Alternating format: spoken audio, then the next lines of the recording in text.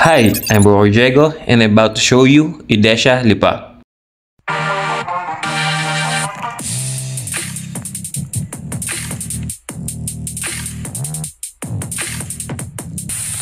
You're a superhero.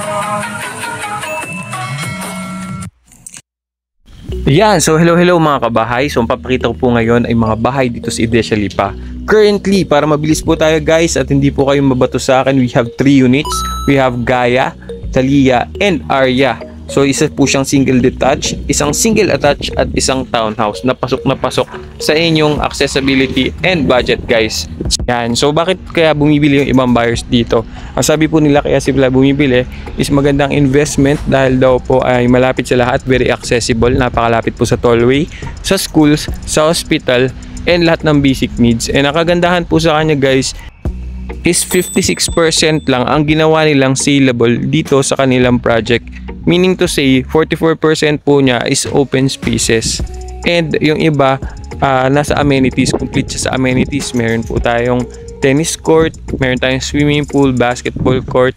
Even meron din tayong outside cinema guys. So, saan ka nakakita ng ganung subdivision, di ba guys? Napakaganda.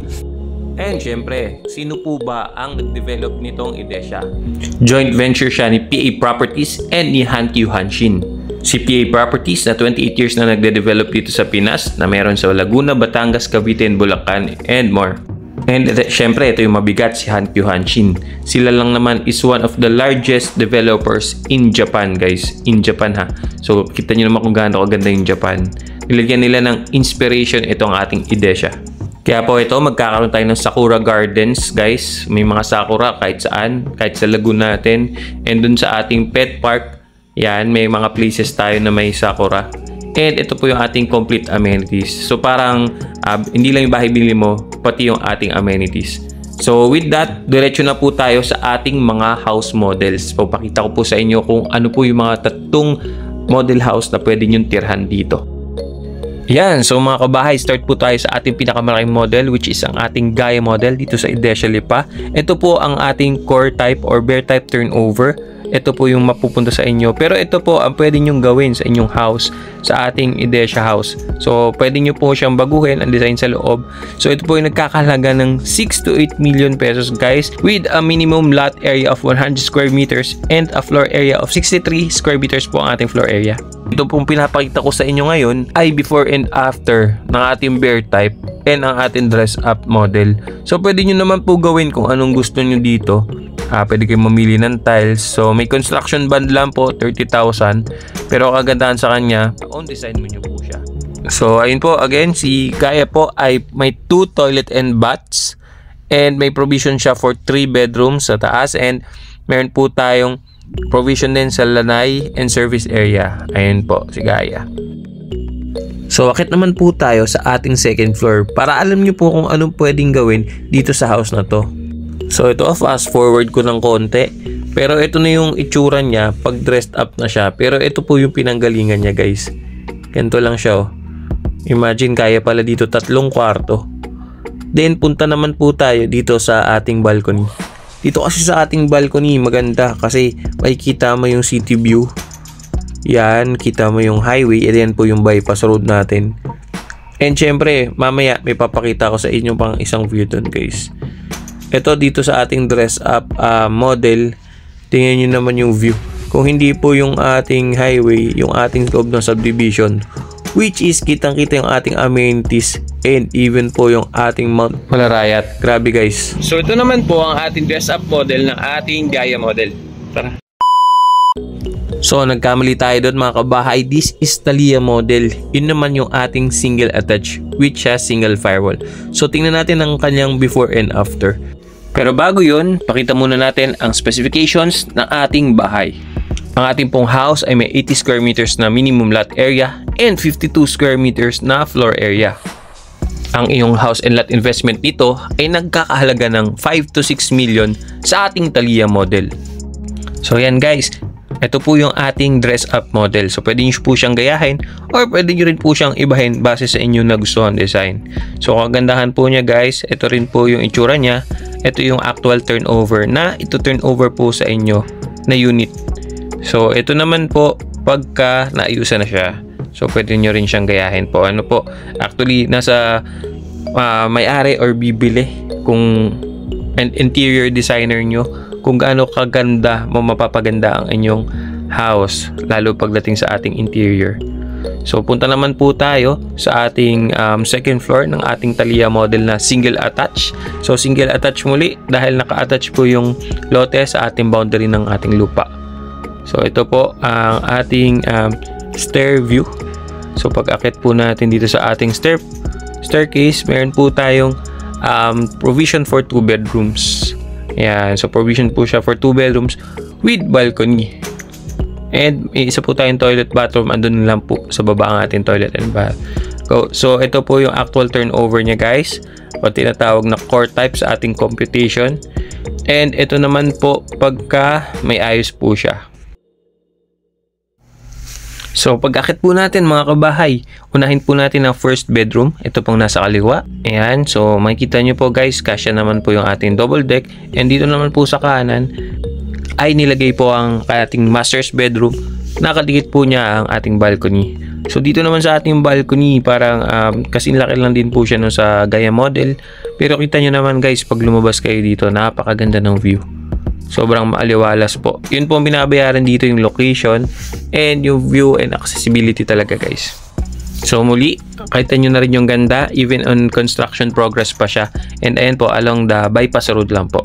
Kaya madali po kayong makapunta sa Manila or kung saan man po nagagamit ang ating Star Tollway. Yan, so not but not least ay ang ating Aria model.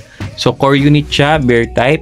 Meron tayong 42 square meters na floor area and 60 square meters na lot area. Minimum yun pero meron pa hanggang 100 square meters na lot area. So nagdedepende dun ang presyo, pero nag-range po siya ng 3 to 4 million pesos guys. So tara po, pasukin na natin. So ito po yung magiging mismong turnover ng ating unit.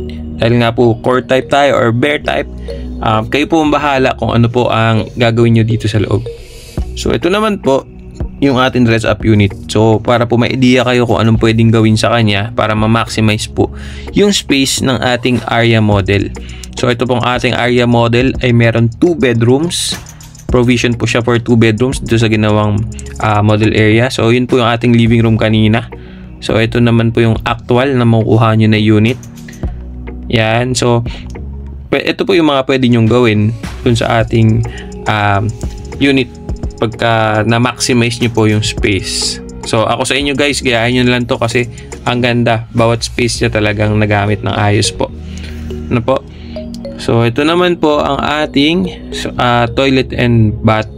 So nag-iisa lang po siya. Ang ganda rin po ng ginawa dito sa ating dress up model. Ito naman po yung view sa ating hagdan. Ayan. Then ito naman po sa ating dress up. Okay. So, akit naman po tayo sa taas. Ito po ang magiging actual na itsura ng ating second floor. Yan. So, ito naman po kapag dinrest up na po ang ating model. Ang ating Aria. So, dito guys, pwede pa siyang gawing 2 bedrooms. Ayan. Number 1. And ang ating number 2 bedroom. Pero kung ako naman yung titira dito, baka gawin ko 1 bedroom lang. Pagsamahin ko na siya para malaki yung space dito sa taas. Then pwede ko rin siya sigurong inegosyo sa future or i-sale kasi napakaganda nga ng location. So yun lang po guys, ito ang ating tatlong house model, Japanese inspired model houses, Gaia, Thalia, and Aria. So if you want to invest here guys ng isahan or malakihan, isang block agad for investment, we have 747 units available for sale. 193 units Gaia, 191 units for Thalia, 136 units for Aria, and 227 units for Aria na inner. Yun nga lang po guys, kalahati na lang po ang ating for sale dahil napakabilis po ng ating inventory. Limited na kagad yung slots niya. Kalahati na po ng subdivision ay nabili. Yun pong pula, yun na po yung mga na-sold, and yung mga blue is technical hold, but yung yellow and orange yan po ang available for sale right now. So yun nga mga kabahay, house seekers, why should you buy here? Ang sabi po ni Idesha is because it is the ideal way of living. May Japanese feel siya with Filipino ingenuity. syempre maganda community dahil na subdivision ka, countryside scene kasi kita po yung bundok and napaka very easy access. Kaya kung iba nagsasabing medyo mahal siya, siguro dahil di po nila nakita itong mga key points na ito guys. So yun po yung dahilan kung bakit yung iba dito ay bumili. For the sellers only and Yan, so diniscuss po nila. So Lipa po daw po is parang Little Rome of the Philippines dahil sa dami ng churches and coffee center rin siya ng ating Philippines dahil nga po sa ating Cafe Barako guys. So napakaganda po dito sa Lipa City, Batangas. Even ako from Manila dati na lumipat dito. So ayun po, isa po to sa isang magandang subdivision dito sa Lipa. Then, ayun po, last look. Maraming salamat guys. Kaya ako po si Bro Diego, lagi nagsasabing invest now while it's early and earn higher later. Maraming salamat mga kabahay. Thank you very much. God bless. Hit that subscribe button. Maraming salamat. Thank you. Goodbye. You're a superhero.